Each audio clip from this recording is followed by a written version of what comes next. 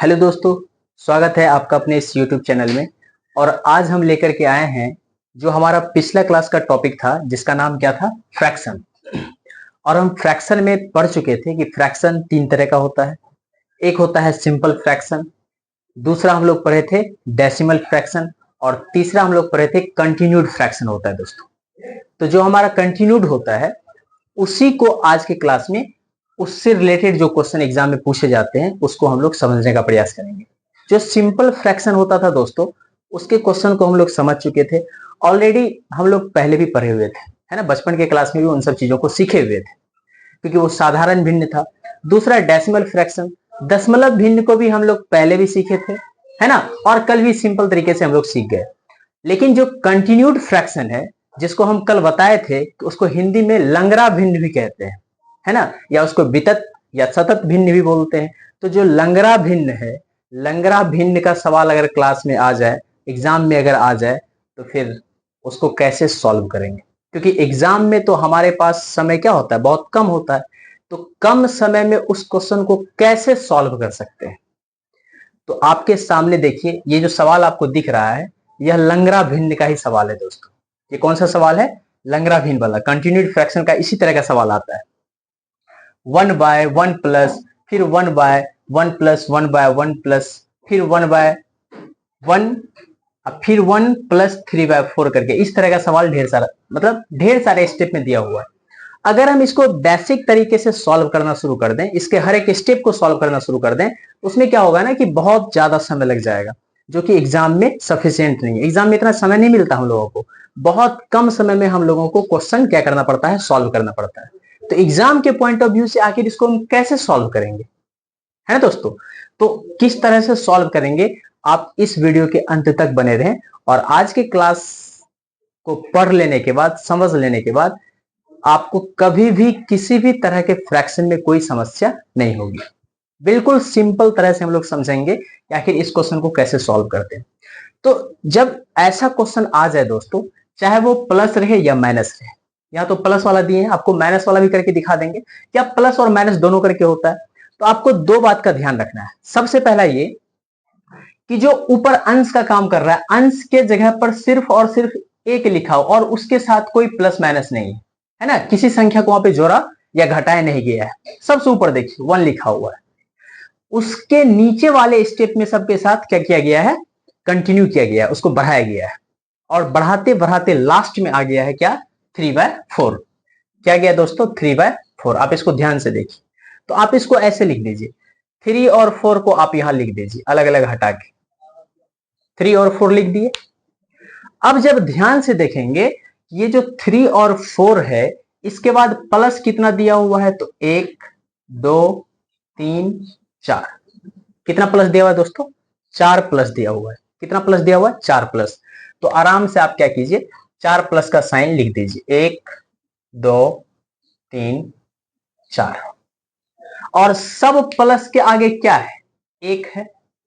तो एक को किसी भी संख्या से हम गुना करते हैं तो उस संख्या का उतना ही मान आता है जो संख्या दिया हुआ रहता है। तो इसलिए एक यहां लिखेंगे नहीं कि गुना करेंगे तो उतना ही मान आएगा।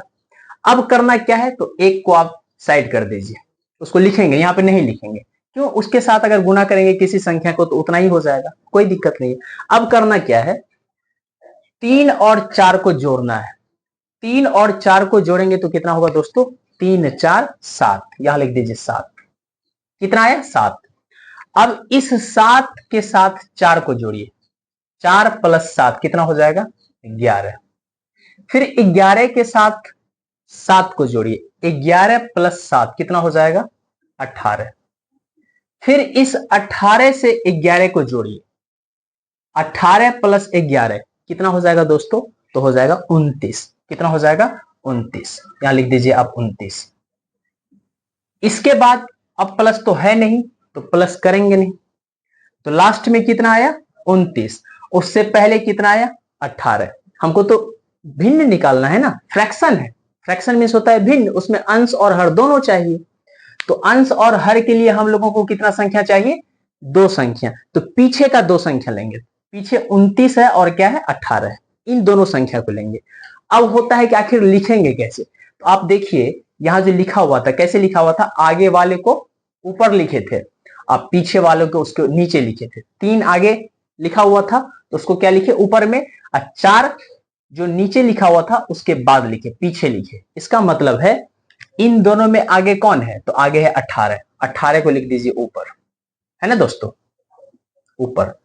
और पीछे कौन है, 29, तो 29 को लिख दीजिए नीचे। तो हो गया कितना, 18/29। तो जरा देखिए तो कौन सा ऑप्शन है, ए बी सी डी। इन चारों ऑप्शन में आप देख पाएंगे कि ऑप्शन नंबर डी जो है इस क्वेश्चन का क्या है, राइट आंसर है। तो आंसर क्या हो जाएगा दोस्तों, ऑप्शन नंबर डी। देख कितना आसान है ना दोस्तों।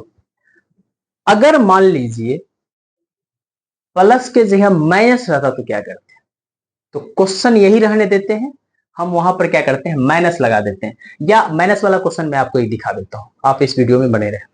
जैसे मान लीजिए दोस्तों, ये भी आपका वही लंगड़ा भिन्न है, इसमें हम क्या किए हैं, प्लस के जगह माइनस कर दिए। जैसा पहले वाला क्वेश्चन था वैसा ही है, बस यहाँ पर 3 था, यहाँ पर क्या है 4, यहाँ पर, यहाँ 3 था, यहाँ 4 था, तो यहाँ 2 और 3 कर दिए, सब कुछ वही है। तो कैसे बनाएंगे, तो प्लस रहे या माइनस रहे, आपको ज्यादा माथापच्ची नहीं करना है, सबसे नीचे आ जाना, देखना क्या है, 2/3। तो 2 और 3 को लिख दीजिए। अब देखिए है क्या, सब क्या आगे माइनस है, तो क्या को माइनस है, 1 2 3 4, तो 4 माइनस लगा दीजिए, 1 2 3 4, 4 माइनस लगा दिए। अब क्या करेंगे, जो संख्या पीछे लिखा हुआ है, पीछे 2 के पीछे क्या है 3, 2 के पीछे, है ना, आगे तो इधर बोलेंगे आगे, इधर बोलेंगे पीछे, याद रखना है आपको। तो 2 के बाद आपको 3 नजर आ रहा है, तो 3 में से 2 को क्या करना है, घटाना है। अच्छा, यहां 1 लिखा हुआ था इसलिए हम यहां 1 नहीं लिखे, 2 3 रहता तो लिखते, वहां पे उसको मल्टीप्लाई करना पड़ता है ना दोस्तों। तो यहां 2 है, यहां 3 है, तो 3 में से 2 घटाएंगे तो क्या हो जाएगा 1, तो यहां लिख दीजिए 1। अब आया कितना, 1 आया। अब इस 1 से अगर 3 को घटाएंगे तो क्या हो जाएगा, तो 1 में से 3 घटाइए तो हो जाएगा -2, है ना दोस्तों। अब इस -2 से घटाना है किसको, 1 को, क्योंकि घटा है ना यहाँ पे, तो -2 में से 1 को घटाना है, तो -2 अब -1 क्या हो जाएगा, -3, क्या हो जाएगा -3। अब -3 में से इस -2 को क्या करना है, घटाना है, घटा दिया हुआ है, तो -3 में से -2 को घटाना है, तो माइनस माइनस ये हो जाएगा प्लस, तो -3 अब +2 क्या हो जाएगा, -1, तो लास्ट में हो जाएगा -1। हो गया। अब करेंगे क्या, तो आप देखिए 2/3 था, 2 पहले लिखे हैं, 3 बाद में लिखे हैं, मतलब अंश वाला पहले, हर वाला बाद में। तो पीछे का 2 अंक उठाइए, क्योंकि अंश हर तो 2 अंक चाहिए हमको।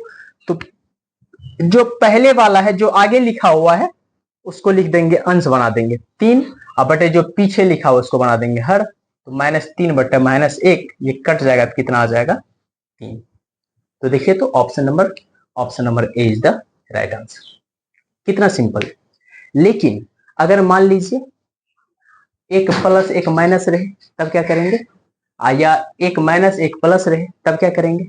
एक बात और आपको याद रखना है दोस्तों, क्या याद रखना है, कि अगर इस सवाल में एक ऊपर में नहीं होता, यहीं से ये सवाल क्या हो जाता, मुड़ जाता, ऊपर ये नहीं होता, इस तरह का सवाल दिया हो रहता, सीधा ऐसा रहता, तब क्या करते, तो क्या करते, करते तो वही काम, लेकिन हो क्या जाता, सब कुछ यही आता।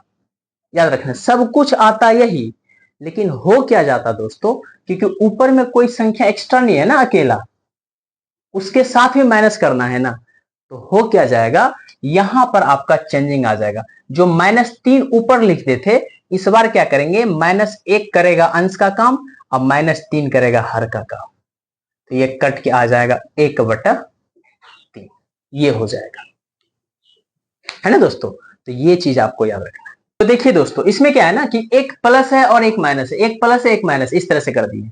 तो कुछ भी रहे, आपको ज्यादा माथा खराब नहीं करना है। आपको करना क्या है, तो आप सीधा सबसे नीचे आ जाइए, नीचे क्या है 1/3, तो आप 1 और 3 को ऐसे लिख दीजिए, इसमें तो कोई समस्या है नहीं। उसके बाद क्या है, plus minus plus minus plus, तो लिख दीजिए प्लस, उसके बाद क्या है माइनस, उसके बाद है प्लस, उसके बाद है माइनस, उसके बाद है प्लस, सबको लिख दिए, है ना दोस्तों। अब क्या करेंगे, तो 3 में 1 को क्या करना है, जोड़ना है, तो 3 1 4, जितना आया उस 4 में से 3 को क्या करेंगे, घटाएंगे, घटा दिया हुआ ना, तो 4 में से 3 को घटाइए, क्या आ जाएगा 1। जितना आया उसमें इस 4 को क्या करेंगे, जोड़ना है, 1 और 4 को जोड़िए, कितना हो जाएगा 5। जितना आया उस 5 में से इस 1 को क्या करेंगे, घटाएंगे, यहां घटा हुआ चिन्ह है ना, तो 5 में से 1 घटा दीजिए, कितना हो जाएगा 4। जितना आया उसमें इस 5 को क्या कीजिए, जोड़ दीजिए, तो 5 4 9। और आखिरी का 2 अंक लेना है, तो आखिरी का 2 अंक क्या है, 4 और 9। ये लिखा हुआ कैसे था, 1/3। तो इस हिसाब से होना चाहिए था, अभी तक जो आपको सिखाए इस हिसाब से होना चाहिए था, क्या, ऊपर 4 नीचे 9, ऐसा होना चाहिए था।